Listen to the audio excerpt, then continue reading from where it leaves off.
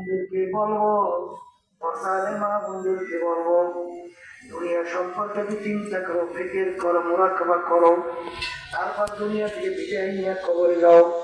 কোন দুনিয়ার পিছনে পড়লাম? করোনা ভাইরাসের সময় বাজার বাস্তবে দেখছি, বাপকে ফালাইয়া ছেলে পালাইল, স্বামীকে ফালাইয়া স্ত্রী পালায়, আত্মীয় স্বজনকে ফালাইয়া পালায়। ওই সময় দিনটা আল্লাহওয়ালা মানুষ তাদের জানের ঝুঁকি নিয়ে আশরাফুল মাখলুকাত মানুষকে গোসল করাইয়া, কাপড় পরাইয়া, জানাজা নামাজ পড়াইয়া, কাপড় করে, দোয়া করে। কথা ঠিক না বেশি?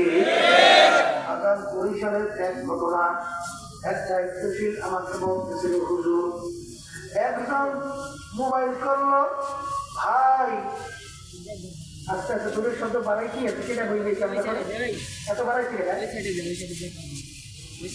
বাড়াইতে পারি ভয় করতে বাড়াতে বাড়া করতে হালকা কমা, মাঠের ভিতরে শব্দ বাইরের শব্দ একরকমে থাকতে পারে। আল্লাহু আল্লাহ।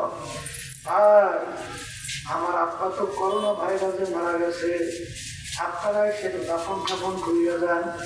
ঠিকানা অনুযায়ী আমার লোকরা যখন গেল, যাইয়া দেখে করে কোনো মানুষ দেখা যায় না, লোকটা কোথায় তাও তালা শুয়ে পায় না।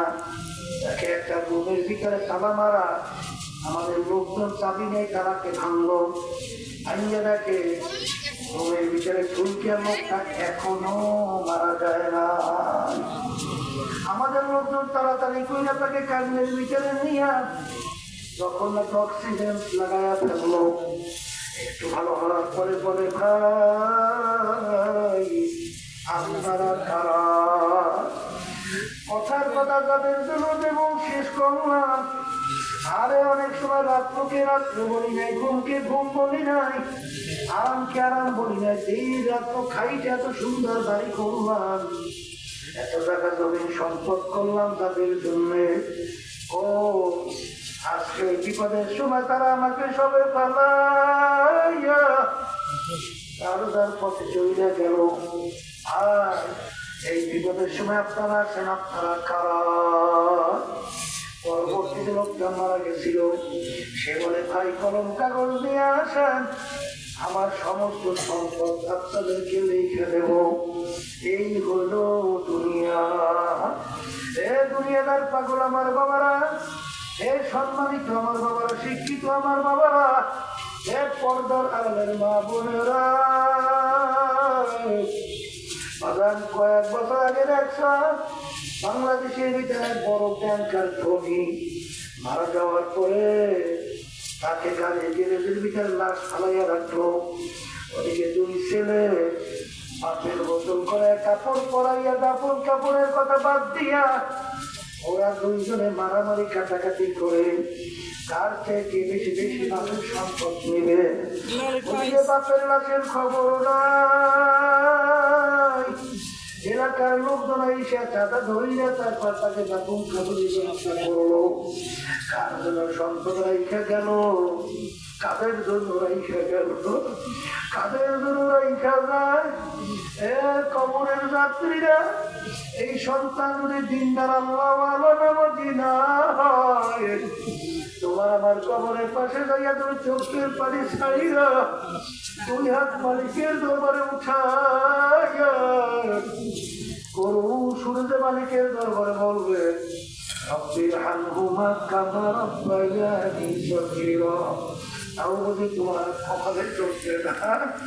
এ দুনিয়াদার পাগল আমার বাবারা, হারামকে হারাম বলো না, ঘুষকে ঘুষ বলো না, সুদকে সুদ বলো না, পরের মাল ঠকাইয়া নিজের মাল বাড়াতে চিন্তাও করো না। আরে দুলুমবাজি, সাদাবাজি, এই সম্পদ কার জন্য মাঝে মাঝে একটু নিরিবিলি চক্ষু বন্ধ করো, মুরাকাবা করো। বাজার তাম দুনিয়ার মোট 4 জন লোক রাজত্ব করছিল।